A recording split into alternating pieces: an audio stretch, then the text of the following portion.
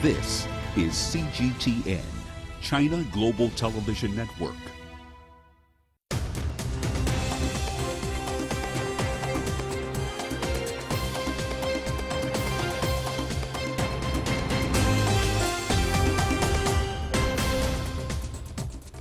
Hello and welcome to China Global Television Network. This is The World Today. I'm Beatrice Marshall in Nairobi. Here are your top stories. South Korean president asks Pyongyang to stop raising tensions after the DPRK test fires another missile. Israeli President Isaac Herzog makes the first visit to the UAE by an Israeli head of state. And thousands protest against vaccine mandates, masks and lockdowns in the Canadian capital. The South Korean military says the DPRK has fired an intermediate-range ballistic missile into the waters of its east coast. The Japanese Coast Guard has also confirmed it. South Korean President Moon Jae-in has called on Pyongyang to stop raising tensions at an emergency meeting of the National Security Council. He also says the DPRK has gone close to scrapping the ICBM test moratorium and is urging Pyongyang to answer the international call for dialogue. This would be the 7th test of the month after Pyongyang confirmed it tested a hypersonic missile nearly 3 weeks ago. The last time the DPRK tested this many weapons in a month was in 2019. It came after high-profile negotiations between leader Kim Jong-un and then U.S. President Donald Trump collapsed. The country has been ramping up its missile program in recent months. Britain says it is considering making a major NATO deployment as part of a plan to strengthen Europe's borders. Prime Minister Boris Johnson's office says the plan involves members of the NATO Defence Pact in the Nordics and the Baltics, meaning the country could double troop numbers and send defensive weapons to Estonia. Johnson is also expected to speak to Russian President Vladimir Putin by phone in the coming days. German news website Der Spiegel is reporting that the U.S. has discredited Germany as an unreliable partner due to its reticence in the Ukrainian crisis. The outlet is citing a confidential memo by the German ambassador to the United States. The memo says Washington believes that Germany's position is born out of a desire to continue buying cheap natural gas from Russia. Well, as the U.S. warns that Russia now has the military capability for a full-scale invasion of Ukraine, President Joe Biden says he will be sending a small number of U.S. troops to Eastern Europe. Kate Fisher has more from Washington. With diplomatic efforts to solve the international crisis between Ukraine and Russia looking as bleak as the Washington weather, US President Joe Biden says he'll soon be deploying troops to bolster the NATO presence in the region. I'll be moving US troops to Eastern Europe and the NATO countries in the near term. Not a lot. Such a deployment would be significant politically as well as militarily. Russia's top diplomat Sergei Lavrov maintains it does not want to start a war with Ukraine. But a new assessment from the Pentagon warns that Russia is now positioned to go beyond a limited incursion. Russia has been deploying forces to Crimea and along Ukraine's border, including in Belarus. It has progressed at a consistent and steady pace involving tens of thousands of Russian troops. And it is being supported by increased Russian naval activity in the northern Atlantic and the Mediterranean Sea. While we don't believe that President Putin has made a final decision to use these forces against Ukraine, he clearly now has that capability. And there are multiple options available to him. All of which could have dire consequences, according to US military officials. This is larger in scale and scope and the massing of forces than anything we have seen in recent memory, and I think you'd have to go back quite a while into the Cold War days to see something of this magnitude. And if war were to break out on a scale and scope that is possible, the civilian population will suffer immensely. President Volodymyr Zelensky's criticized the Biden administration for these ominous warnings, saying they're causing needless alarm in his country. I think, and I talked about this with the president, that the politics should be balanced. I'm not saying that he has influence on the media, they're free, but the politics have to be balanced. And journalists, if they want to understand the situation, let them come to Kiev. Are tanks driving here on the streets? No. Some scholars say Zelensky is in a difficult position. Part of him wants to please the United States and escalate, but then when the United States got carried away with it, he himself gets scared, his public gets scared. So he's absolutely correctly said, calm down. But, United States, unfortunately, is going to milk Ukraine. They were milking Ukraine since 2014. This is the history. Now they use Ukraine for their Trump gate, impeachment drive. Now they, use Ukraine for building up NATO, and they will continue to do that. And so the rest of the world should listen to Ukraine probably and put pressure on the United States to calm down. Diplomacy has so far failed to resolve the standoff on Russia's border with Ukraine. But on Monday, attempts will move to the United Nations, where the US will square off against Russia in the Security Council. Kate Fisher, CGTN, Washington. Israeli President Isaac Herzog has arrived in the United Arab Emirates. It is the first visit to the Gulf country by an Israeli head of state. Herzog is scheduled to meet with the influential Abu Dhabi Crown Prince Sheikh Mohammed bin Zayed Al Nahyan and other senior officials, as well as representatives of the local Jewish community. The two nations normalized diplomatic ties in 2020 under a U.S. brokered peace accord. A letter released this week shows Israel offered security and intelligence support against further drone attacks. Israel and the UAE are seeking to strengthen Gulf ties at a time of heightened regional tension and as world powers work to revive the 2015 nuclear deal with Iran.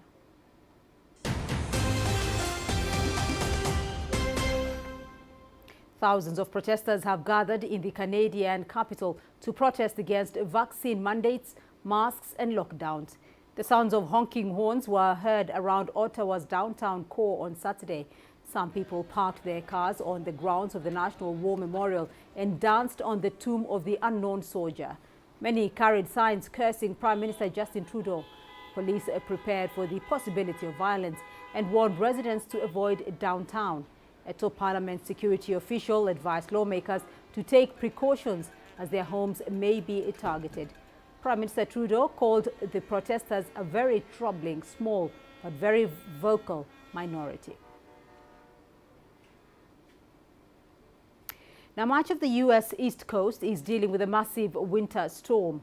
Blizzard warnings are in effect for some 10 million people. Winds over 56 kilometers an hour are reported.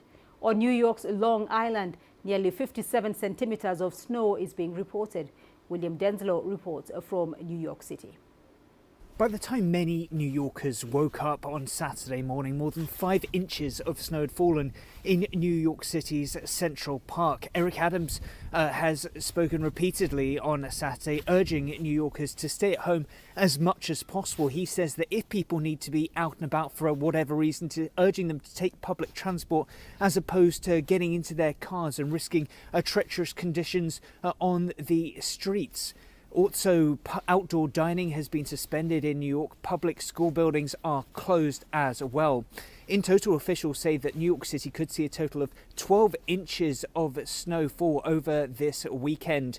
But New York City isn't expected to see the worst of the snowfall. Parts of Long Island are expected to see up to 24 inches of snow. It's also expect to see that figure around the Boston area as well. Of course, 5 states in total have declared states of emergency. And it's not just the snow that is the concern for officials. Wind gusts of around 50 miles an hour are a huge concern. There's also fears of coastal flooding in some communities as well. In total, as well as these 5 states that have declared states of emergency, 10 states in total could see blizzard-like conditions. And in total, according to some estimates, some 75 million people could be impacted in some way by these blizzards.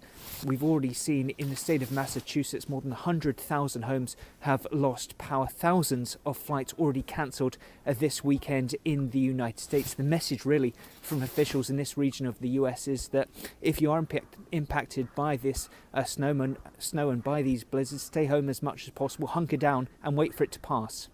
William Denslow, CGTN, New York. A cable repair ship is expected to reach Tonga today. This comes 2 weeks after a volcanic eruption and tsunami damaged much of the communication lines on the island country. Earlier, we spoke to our correspondent Greg Navarro about this. He's in Fiji's capital city of Suva. Well, this is really fascinating. This ship, just taking a look at what it does, it can carry more than 5,000 metric tons of cable. That may sound like a lot, but when you consider what we're dealing with, it's really not the case. We're talking about a cable that, as you mentioned, it stretches from Tonga to here in Fiji, about 750 to 800 kilometers long. It is extremely long. More importantly, it is the only cable linking Tonga to the rest of the world as far as communications go. And you may remember the day of the volcano and tsunami, communications were basically cut off. They had a blackout for at least 5 days. Even today, more than 2 weeks after that disaster, communications are still an issue, especially internet access. Now, that ship left Port Moresby in Papua New Guinea 10 days ago. It is scheduled to arrive in Tonga today. Engineers on board believe there are probably 2 breaks in that cable, but there are a lot of unknowns, including the concern about any kind of underwater activity that might have caused some debris to collapse on top of that cable. Now, the way they're going to actually figure out exactly where those breaks are on the repair, it's really fascinating. They're going to use a fiber optic cable, and they're going to emit a signal basically through that. And when the signal bounces back to them, they'll measure the amount of time that they took. They'll use that to determine exactly where those breaks are. They'll then remove a section of the cable where the breaks are and replace it with a new one and eventually splice it. The amazing part about this, all of this takes place well under the surface of the ocean. They'll use some robotic equipment as well. If all goes well, they do expect to have communications back restored, that cable back restored, in about 2 weeks. The 40-day peak travel period has begun in China as the biggest holiday. The Spring Festival is just 2 days away. Officials estimate more than 30 million passenger trips were made nationwide on Saturday, most on highways. Coronavirus control remains a top priority, but authorities say local governments must refrain from recklessly imposing additional control measures targeting people returning from other regions. The Spring Festival sees millions of Chinese return home to reunite with their families. This year, it falls on Tuesday, February the 1st. And that's it on this edition of The World Today. I'll be back shortly with more news from the continent in Africa Live. Thank you for watching.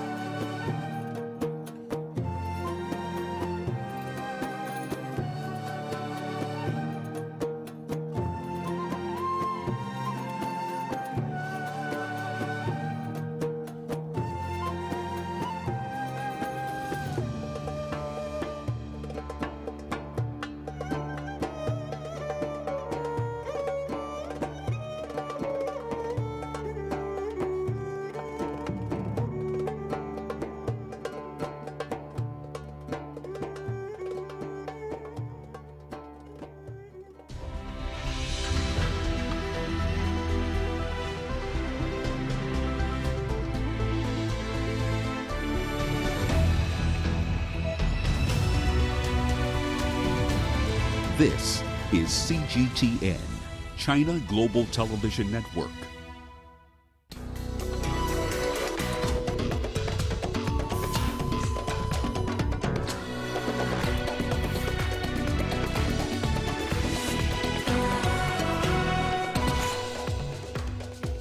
ECOWAS Chiefs of Defense Staff delegation meets with members of Burkina Faso's military junta.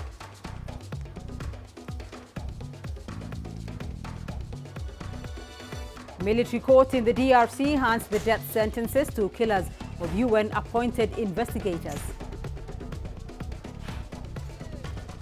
And we look at how Africans are gearing up to join celebrations to mark the Chinese New Year. Welcome to Africa Live on CGTN with me, Beatrice Marshall, in Nairobi. Also ahead on the program, business optimism rises after Rwanda and Uganda decide to reopen the border crossing.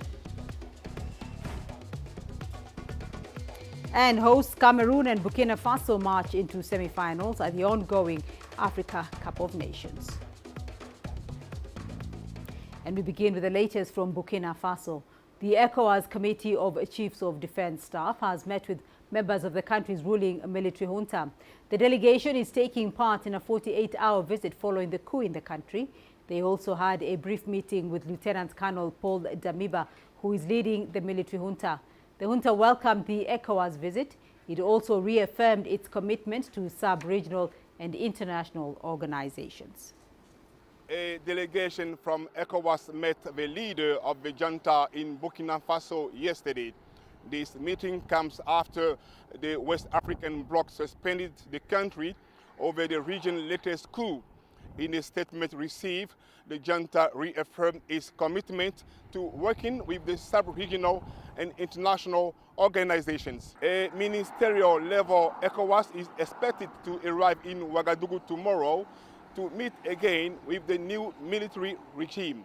The second delegation will then report its findings to West African leaders, who will hold a meeting on the 3rd of February to assess the outcome of Burkina Faso's missions and to decide whether to impose sanctions, as was the case in Mali and Guinea. Desiree Canon, CGTN, Ouagadougou, Burkina Faso. Well, Burkina Faso is now under the control of the country's military, but for many residents, their daily struggles have not changed. Many daily wage earners rely on mining to provide for their families, so much so that a coup or gunfire could not stop them from continuing with their work. On Sunday, January 23rd, gunfire was ringing out from several military camps in Burkina Faso. The next day, the world would learn that a coup had taken place. But for miners near the Hissi neighborhood in Burkina Faso, not even the shots from the nearby Lamizana military camp stopped work. That's because missing a day of work for these artisanal miners means they might not be able to provide for their families. I am here, I break rocks. It is very difficult to break. If I work from morning to night, I can earn, for example, 1,000 francs. With this money, I have to feed the children, pay for their school. It's really difficult. The work is hard and it's really pitiful. I've been here for 10 years and so far I can't get by. It's really pitiful. The granite mined here is used to make buildings, paving stones, or roads. For their hard labor, workers here are paid between $1 to $2 a day. Sometimes you see big injuries. Sometimes the rocks hurt people. Sometimes it hits the eyes. Sometimes the hammer comes out and hits people. There are a lot of accidents and the slope is also slippery. People get hurt a lot here. Many Burkinabés may be focused on the capital Ouagadougou, waiting to see what steps the military junta and ECOWAS will take next. But for workers here, there's only one option: to keep digging for granite, as they have for the past 40 years. Astatal, CGTN. Meanwhile, West African leaders working together under the regional bloc ECOWAS are under pressure to stop the wave of military takeovers recently seen in the region. There have been 3 coups over the last 19 months that toppled the governments of Mali, Guinea and lately Burkina Faso. CGTN's Deji Badimosi reports. It all started in Mali on the 18th of August 2020 when a group of soldiers toppled the elected government. Barely a year later, there was another military takeover, this time in Guinea. Again, a group of soldiers sacked the government of Alpha Condé and took control of the affairs of the country. And in the latest incident, the Burkina Faso military seized power on the 24th of January. The soldiers were led by 41-year-old Lieutenant Colonel Paul Henry Damiba.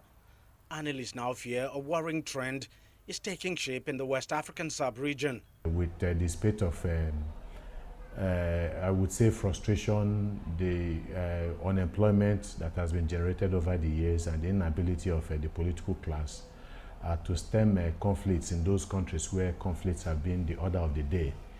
These have provided ready weapons for the military to use as a basis for providing an excuse for intervention in the political lives of their countries.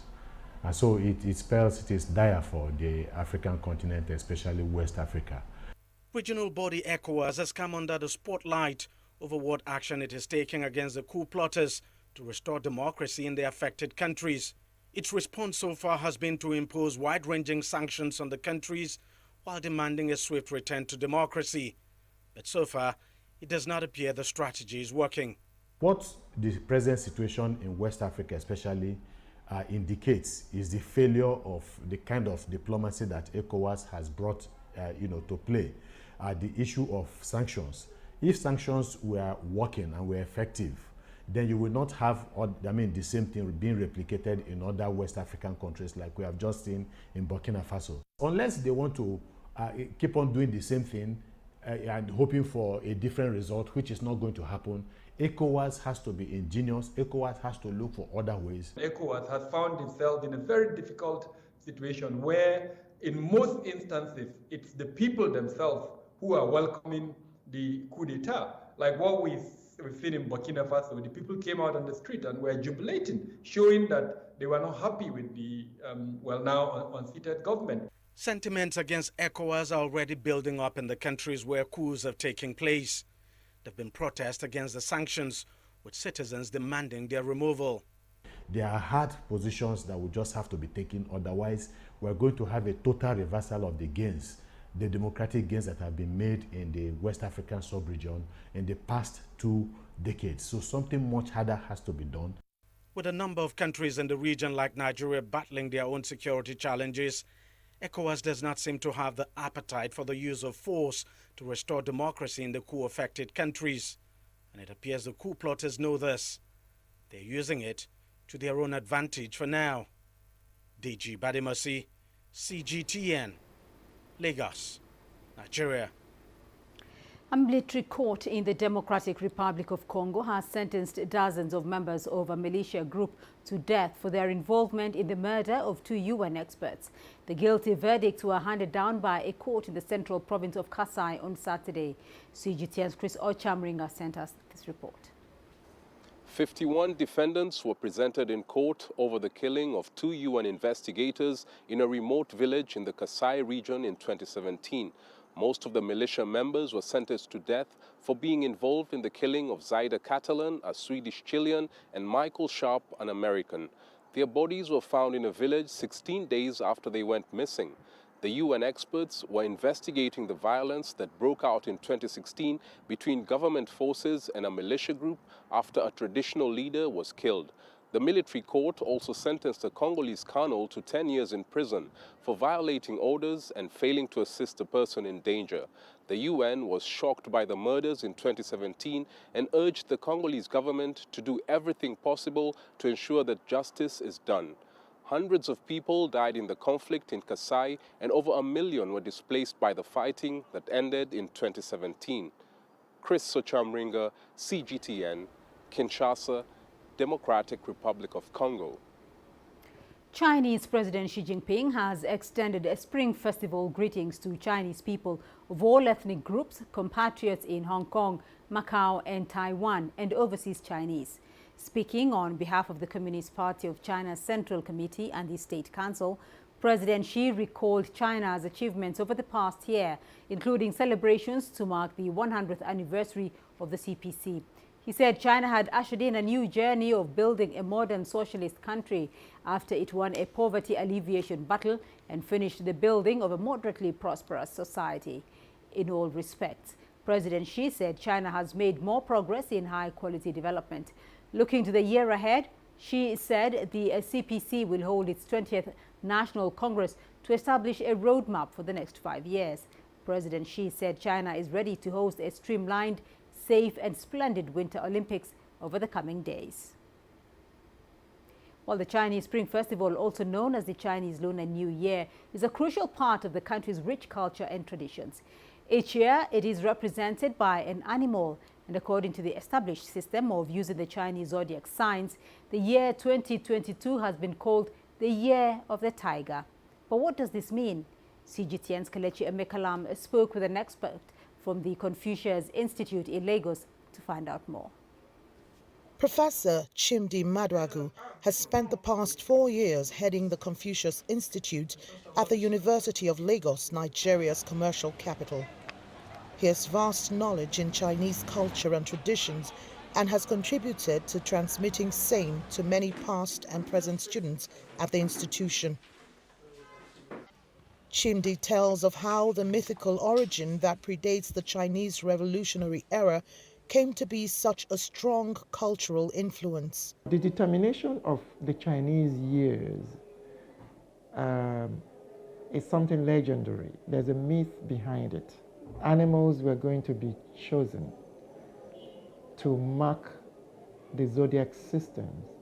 Of course, 12 lunar calendars.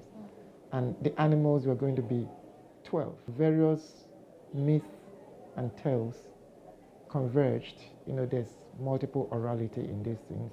Converged that it was going to be determined by how swift and fast the animals were. The first 12 to win the race will take places in the determination of the timing. 12 animals became the notable ones in determining the naming of the Chinese calendar. The animals that made this race, in no particular order, were the pig, the rooster, the dog, the monkey, the sheep, the rabbit, the horse, the snake, the dragon, the tiger, the ox, and the rat. So, as a reward for their turning up, the emperor named a year in a zodiac after each of these animals. And this year has been labeled the Year of the Tiger. Chimdi explains what this means. The Chinese tradition picks the animals to serve as a pattern for the human beings. So every year, human beings born in that year are supposed to either directly or indirectly influenced by the animal totem that controls the zodiac of the year. For example, those born in 2022 will take after the features of the tiger. They will be strong, they will be fierce, they will be determined, you know, they will be quick, they will be witty, they will be resourceful.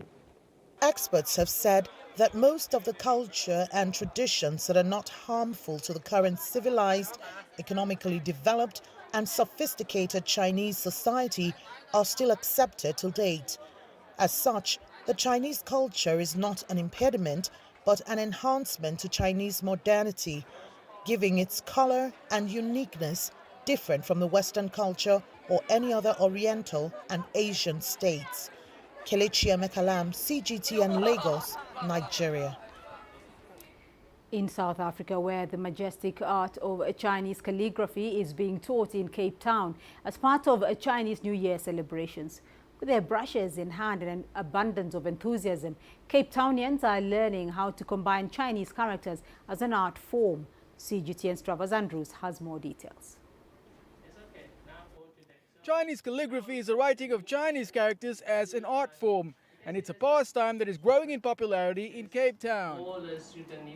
In celebration of the Chinese New Year, the Wang Laoshi Mandarin Center put on a Chinese calligraphy lesson to give some Cape Townians a masterclass in the art form. Chinese characters is a very traditional art, and they can help people to stabilize themselves, because when you do the calligraphy, you feel quite calm, and also during the pandemic time, everything's uncertain. The uncertainty makes people anxious, and this kind of art can really help people. With each brushstroke, participants gained more confidence as they learned about the basics of Chinese calligraphy and its meaning. The Mandarin Center gained more students like this even against the backdrop of the pandemic, as interest increases in learning the language. And then how to use Chinese characters is very useful. So the reason why people more and more, I can see our center is growing, even during the pandemic time, and people still, I can see our business is still increase. In the beginning it might be decreased, but you can see the pick it up already. For the very first lesson, some fared better than others, but many were showing a keen interest in bettering themselves. So I like painting in general, but this is something very different, and of course I don't know what any of it means, so I think there'll be some more interest in that, in learning what it means, and maybe I can create something like that behind me at some point. That would be really nice. I am very interested in Chinese culture. This is an opportunity to introduce myself and learn more about the Chinese culture. It is difficult, yes, you need a lot of practice. Yes, it's difficult because it's my first time that I'm doing it. In the end, the lesson was all about having fun as well, and judging by the participants' reactions, the fun was found in abundance. Now, apart from the majestic art of Chinese calligraphy, the Mandarin Center also plans to host a tea party and a chess tournament, so that more and more Cape Townians can immerse themselves in Chinese culture and traditions that date back ages and are steeped in history. Travis Andrews, CGTN, Cape Town. And it's time now for a quick break. Here's what's coming up right after this. Hosts Cameroon and Burkina Faso march into the semi-finals at the ongoing Africa Cup of Nations.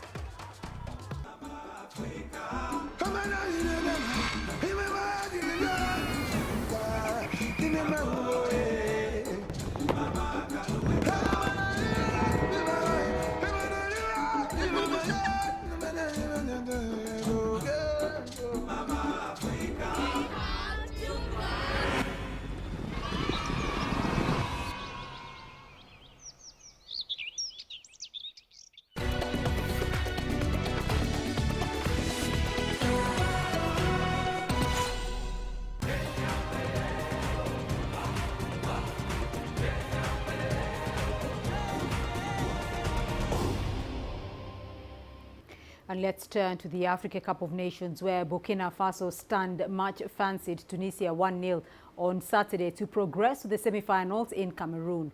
Teenager Dango Ouattara scored what would prove to be the winner of the stroke of half-time to ensure victory by a solitary goal in the quarter-final at the Rumde Adjia Stadium. Tunisia had an earlier chance goal-begging when Wabi Ikari saw his free kick tripped over the bar in the 27th minute. But the North Africans found themselves behind when 19-year-old Ouattara held off two defenders to tuck the ball home in the 3rd minute of stoppage time at the end of the first half. But his celebrations were curtailed in the second half when he was sent off for an elbow in the face of Tunisia substitute Ali Maloul in the 82nd minute. Despite the setback, the Stallions held on to reach the semi-final for a 3rd time in the last 5 editions of the tournament, and they will now face the winners of Sunday's quarter-final between Senegal and Equatorial Guinea. Allow me to dedicate this qualification to our people who, as you know, are going through hard times, even if at the moment the situation is stable. But I take advantage of this stage to pay homage to our people that, against all odds, are still standing up. And I say that our team is just like our people. We will keep standing up whatever happens. We are where we are. All that happened to us today is a bonus for us because I think we have largely fulfilled our part of the deal. And whatever happens from today on is really a bonus. We wished to be able to get through to the semi-finals and dedicate it to Tunisians. However, there have been lots of things happening since we arrived here. We will not mention them, lots of major destructive things. The players did their best and difficult circumstances could not stop them giving it all. However, the result is always the responsibility of the coach. I take full responsibility. As for the players, they did their best. Meanwhile, these were the scenes in Ouagadougou as fans celebrated the team's progress to the semi-final stage of the ongoing tournament. The win comes 5 days after the landlocked country was thrust into political uncertainty when President Marc Christian Kabore was ousted in a military coup. The win comes as a much-needed boost to football supporters in Burkina Faso. The West African side had, however, gone into the side knowing what they had won all 3 previous quarterfinals, which include 2 against Tunisia. Burkina Faso started with captain and Action-Via forward Bertrand Traoré among 12 substitutes, while an injury also ruled out vice-captain and central defender Issoufou Dayo. Football supporters in Ouagadougou expressed their joy with the side's performance in Cameroon. What the young people are doing today is really good. We're very happy. They're putting on the shirt for the nation, for the country. We're very happy for them, and we hope they will go further. It's true that the joy is there. We forget a bit the coup which has passed. Even then, we hope that with the cup, we will be reconciled on the national level. Meanwhile, in the earlier fixture on Saturday, Carl Toko Ekambi scored a brace as hosts Cameroon faced little trouble beating the Gambia 2-0 to become the first side to book a place in the last 4. The indomitable Lions completely dominated the encounter at the Japoma Stadium against the lowest-ranked team coming into the 24-team tournament. Captain Vincent Abubakar had several chances to put his side ahead in the first half, but could not convert